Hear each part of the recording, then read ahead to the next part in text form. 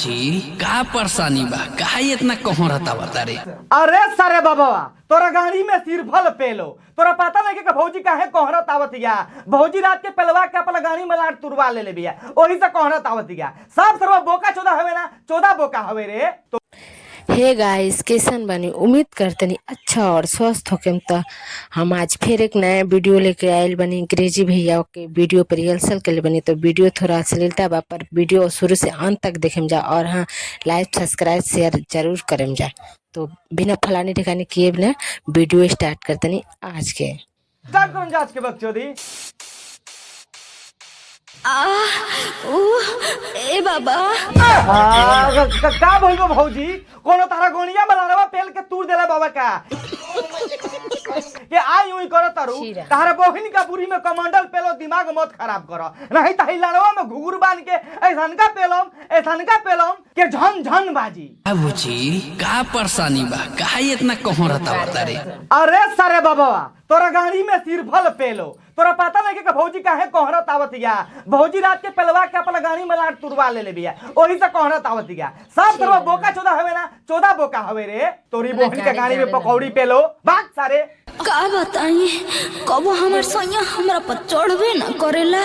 अच्छा त ई बात बावे। ए भौजी एगो काम करो गधा से पेलवाला तार बहिनी का पूरी में छनावटा पेलो ढंग कइले बाड़ू। अरे पेलम पड़ रहलिए कहम के एक पेले बनी हो दिमाग मत खराब करलो हमार ना करी बहिन तो कैसे कहती है हम बता हमरा पर चढ़ते के तोरे बहिन तो खोल के करिए झन्ना दिखा दे तो काली घट के गुफा तो कोनो लार चढ़ी रे सरवा उ तो सरवा देखिए के डरा जेतु क्या है दादा ई तो सरवा सुरंग हवे कम से कम सरवा ऊपर के जंगल साफ करे के चाही ओकरा बाद ओकरा पर फेर रबली ओकरा बाद से फेर हैंडसम ओकरा बाद से जौन भी लड़वा लसुन सब लगा के गोर करे के चाही। तारा बहुत तू तो तारा के देखिए के बुझाते निचला अब क्या कहे कहम तो ज्यादा कंट्रोवर्सी हो जी। रहुए कोनो उपाय लगाई ना न तो रहुए आई ना। अरे भौजी कबो हमारा के और हमार कैमरामैन के चांस देख के देखो ना कूद के पेल देता गोनिया में तारा बहिन चो लगे लगे दांत लाग जाई ना भाई लोग केतरी को पंडित के करी बहिन चो धर्म भ्रष्ट करत या कहते करो रे आई ना। अरे तारा बहिन चो ज्यादा बूढ़ खजुआता वे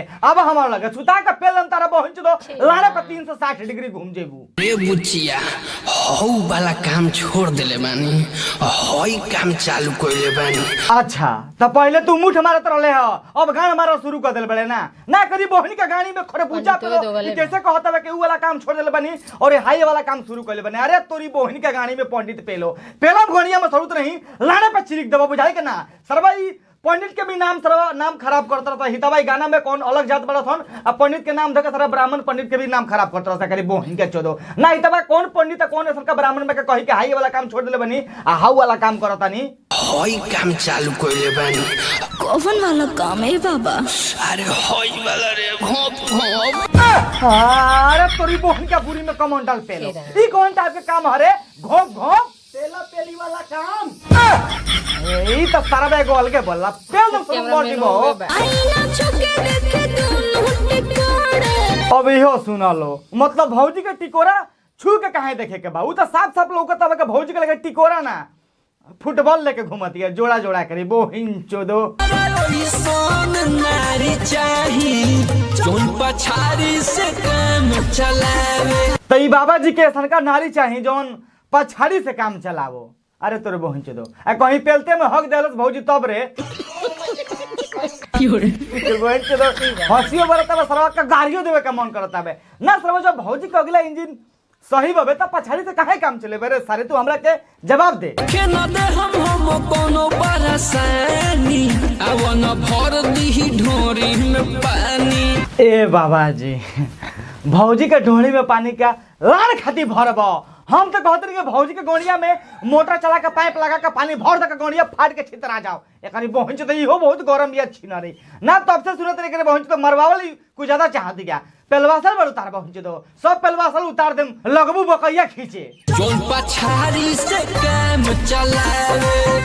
अरे सारे बाबा चल तोर जिंदगी है तू पछाड़ी से काम चलाओ चाहे आगाड़ी से चलाओ लेकिन सरबा हाँ हाई कौन डांस की स्टेप हो रे ना करी भौजी तो बुझाता के बाबा तनी मनी अपन लुंगिया आई मीन अपन धोतिया सरकार के भौजी के गणिया में पेलो मती सारे ना करी भौजी तो पहले बार भाई लोग की डांस की स्टेप देखा तरीके भौजी तो सुतले सुतले सरवा गाड़ के घिसनी काटल स्टेप तोरी बोहिनी का गाड़ी में लेकटाप पेलो अवन अपन छोरी। अच्छा तो भाई लोग भैया जी के कहना बावे कि हाई भौजी के दही में अपन छड़ी छुआ दे। तो ए भैया जी हम अपन तारा गणिया में छारावा सुंघा दे, आई मीन छुआ दे, बुझाई के ना सरऊ लगबस रू बकैया खींचे तार बहन चोदो।